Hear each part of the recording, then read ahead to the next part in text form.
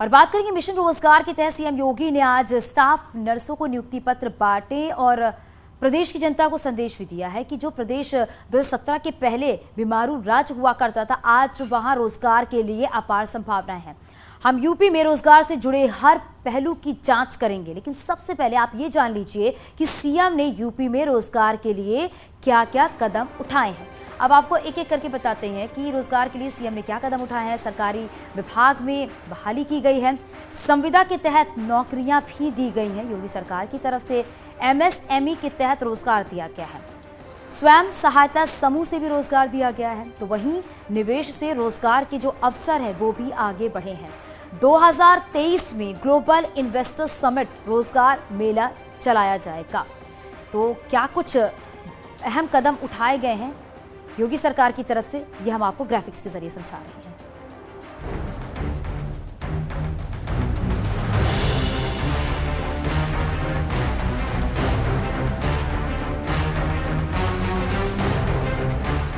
उत्तर प्रदेश में युवाओं के रोजगार की बात हो, इंफ्रास्ट्रक्चर को निवेश के लायक बनाने की चुनौती हो, $1 ट्रिलियन अर्थव्यवस्था का लक्ष्य हो या फिर जनता के प्रति समर्पण का भाव हो, हर मुद्दे पर सरकार ने प्रभावशाली काम किए हैं।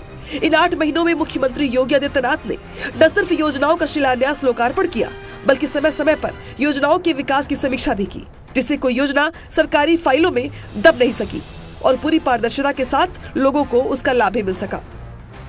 प्रदेश के अंदर नौकरी और रोजगार की संभावनाएं कभी कम नहीं हो सकती। मैं प्रारंभ से इस बात को मानता रहा हूं, क्योंकि उत्तर प्रदेश तो अनंत संभावनाओं वाला प्रदेश है। दुनिया की सबसे अच्छी उर्वरा भूमि हमारी है, सबसे अच्छा जल संसाधन हमारे पास है, सबसे अच्छा सूक्ष्म लघु मध्यम उद्यम से जुड़े हुए उद्योग उत्तर प्रदेश के अंदर मौजूद हैं। तो फिर हमारा नौजवान पलायन क्यों करेगा।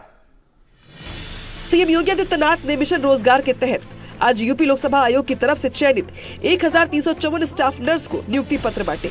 सीएम ने कहा कि हमारे पास क्षमता थी, मगर उसे तकनीक से जोड़ा नहीं गया, लेकिन अब हालात बदल रहे हैं, युवाओं को रोजगार मिल रहा है। हमारे पास वो पोटेंशियल थी, लेकिन उसे सामने लाने, समय के अनुरूप ढालने, उसे तकनीक के साथ जोड़ने का ईमानदारी पूर्वक प्रयास नहीं हो पाया था। 2017 से पहले यूपी बीमारू राज्यों की श्रेणी में आता था, लेकिन योगी सरकार 2.0 के 8 महीने में ही बीजेपी सरकार ने जो कहा वो करके दिखाया के मुद्दे पर तेजी से काम कर रही है। चाहे रोजगार की बात हो या फिर पलायन की समस्या, हर क्षेत्र में बेहतर काम हो रहा। मुख्यमंत्री योगी आदित्यनाथ ने दूसरे कार्यकाल से पहले लोक कल्याण संकल्प पत्र में जो संकल्प लिए थे, सरकार ने 8 महीने में ही उन्हें एक एक कर पूरा करने पर फोकस रखा। एक बीमारू राज्य माना जाता था, यानी यहां मनुष्य ही बीमार नहीं था, प्रदेश स्वयं ही बीमार था। आज मुझे बताते हुए प्रसन्नता है कि वही उत्तर प्रदेश आज देश की दूसरी बड़ी अर्थव्यवस्था के रूप में अपने आप को स्थापित करने की ओर तेजी के साथ अग्रसर हुआ है। ये सामूहिकता है, टीम भाव है। जब 25 करोड़ की आबादी का उत्तर प्रदेश बोलता है, एक साथ चलता है, एक साथ निर्णय लेता है, तो उसके परिणाम भी उसी रूप में हम सबके सामने देखने को मिलते हैं। 4 जनवरी 2023 में होने वाले ग्लोबल इन्वेस्टर समिट से पहले 2 दर्जन से अधिक नीतियों को अपग्रेड किया जा रहा है, लेकिन ये भी जानना जरूरी है कि अब तक कहां-कहां और किन-किन कंपनियों से निवेश के प्रस्ताव आए हैं।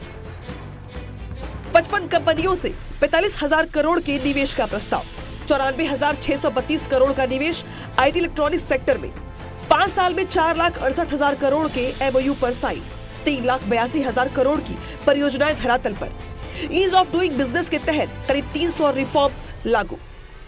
योगी सरकार के दूसरे कार्यकाल में केवल 6 महीने में ही सेवा योजना के तहत रोजगार मेले के जरिए 93,000 से ज्यादा युवाओं को रोजगार मिला, जबकि करियर काउंसलिंग के तहत 1,42,000 से अधिक लोगों को मार्गदर्शन मिला, जिसका आंकड़ा और तेजी से आगे बढ़ रहा है। सीएम योगी का मकसद है कि प्रदेश में ज्यादा से ज्यादा निवेश आए और युवाओं को रोजगार मिल सके, जिससे पलायन जैसी समस्या से आसानी से निपटा जा सके। और मुख्यमंत्री इस दिशा में नियुक्ति पत्र बांटकर युवाओं का हौसला अफजाई करते रहे। Bureau report, news 18।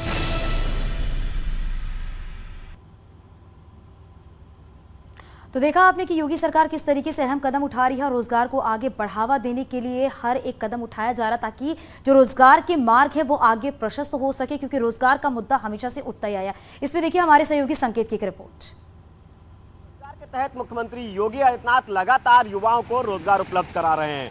Uttar Pradesh में अगर हम आंकड़ों पर गौर करें तो मुख्यमंत्री योगी आदित्यनाथ ने वर्ष 2017 से अभी तक 1,61,00,000 से ज्यादा युवाओं को रोजगार दिया है और रोजगार देने की यह प्रक्रिया उत्तर प्रदेश सरकार की लगातार जारी है।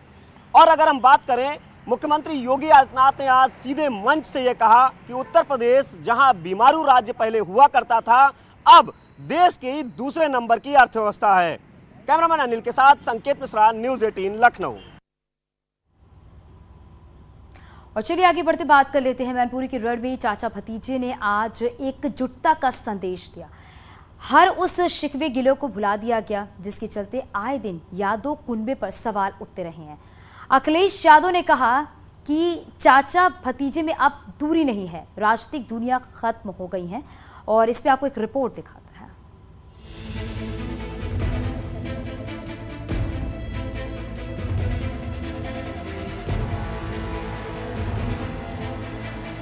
पहले मैनपुरी की जनता का अभिवादन, फिर रामगोपाल यादव के चरण स्पर्श और आखिरी में चाचा शिवपाल का आशीर्वाद। यादव परिवार की ये तस्वीर वो है जिसने उन दूरियों को एक पल में मिटा दिया जो कुछ वक्त से चाचा भतीजे के बीच दीवार बनकर खड़ी थी। अखिलेश की ये पहल उस राजनीतिक पृष्ठभूमि को तैयार कर रही है जिससे मुलायम सिंह यादव के मान सम्मान को बचाया जा सके, उन्हें जीत की श्रद्धांजलि दी जा सके और उस आशंकाओं पर विराम लगाया जा सके जिसकी इन दिनों राजनीतिक गलियारों में खूब चर्चा चल रही है। चाचा और भतीजे की दूरियां नहीं थी, राजनीति में दूरियां थी। चाचा भतीजे में मैंने कभी दूरी नहीं मानी और मुझे खुशी इस बात की है कि राजनीति की भी दूरियां आज खत्म हो गई। इसके लिए मैं बहुत बहुत धन्यवाद देता हूं। अब घबराहट तो बीजेपी को हो रही होगी और इसलिए भी घबराहट हो रही होगी कि वो जानते हैं कि जसवंत नगर ने अगर मन बना लिया और करहल साथ चल दिया, मैनपुरी ठीक हो गई, किसनी के लोग मन बनाए बैठे हैं और भूगांव भी जीते जा रहे हैं, तो सोचो परिणाम क्या होगा इस बार। अखिलेश यादव ने साफ कर दिया है कि चाचा शिवपाल से उनकी पर्सनल लेवल पर कोई दूरियां नहीं है। अगर उन दोनों के बीच कुछ था तो वो है राजनीतिक दूरियां, जिसे आज मिटा दिया गया। आगे भी खबरें जारी है। यहाँ रुकेंगे छोटे से ब्रेक के लिए, चलते लौटते हैं।